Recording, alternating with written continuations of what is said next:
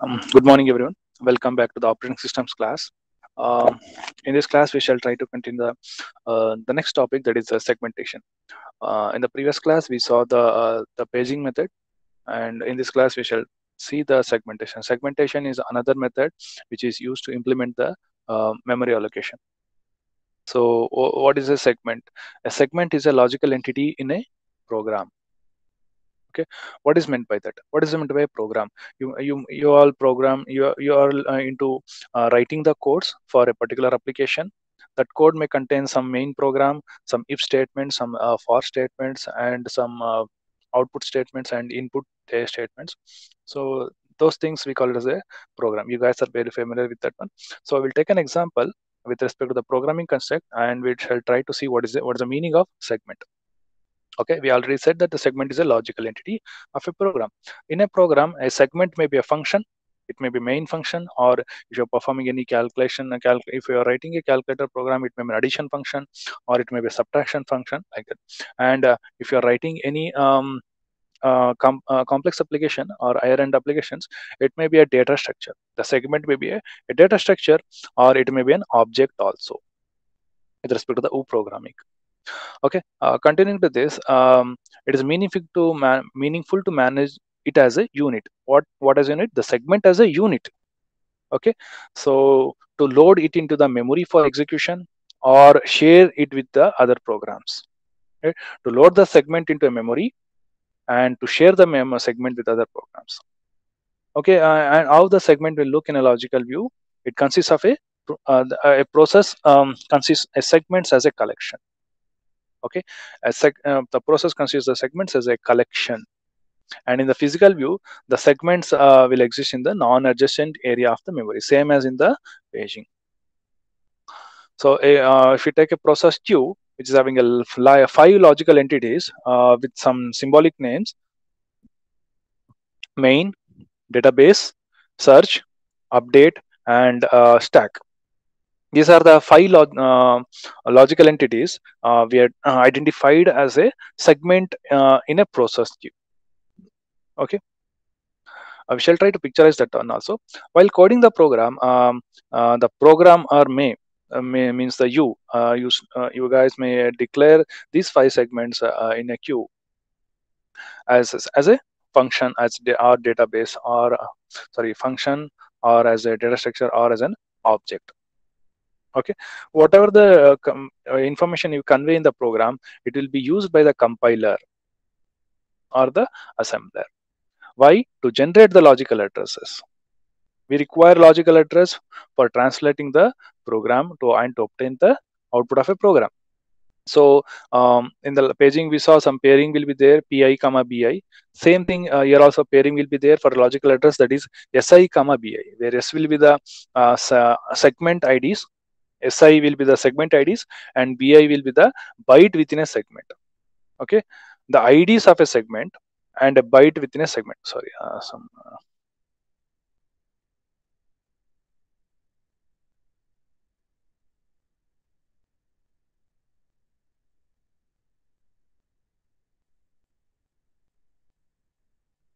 sorry for that mistake.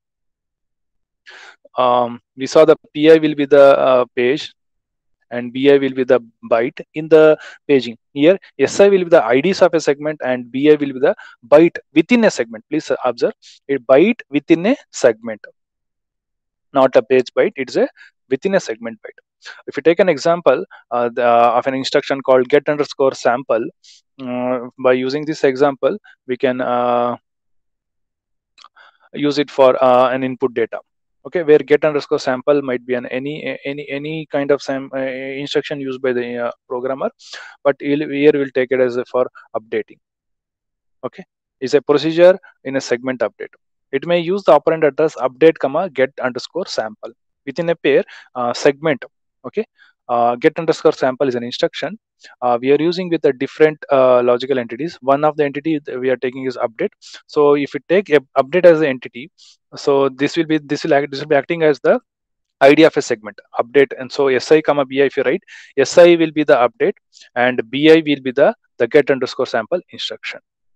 So and we may also represent this in a numerical values also.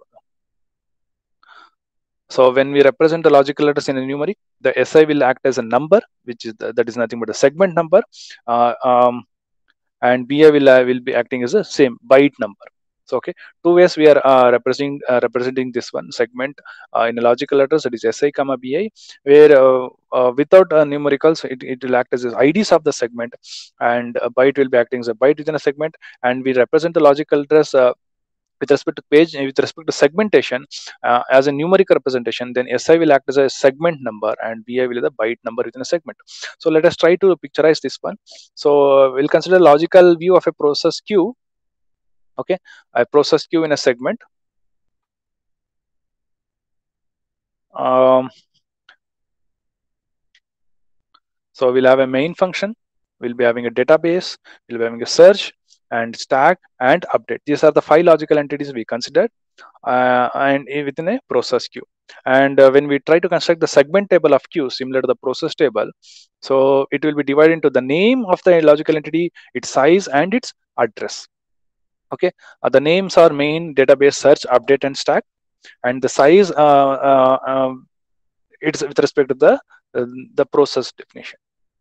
Okay, so main size is 476, address is 23500, and database is 240 size, and its address is 32012, and search size is 378, address is 76248, update 642, address is 91376, stack 500, 54500. Don't worry about this these values. These are just for your knowledge. What actually the size and what actually the address will be when you try to construct the segment table of a queue. Okay, let us move into understanding that process.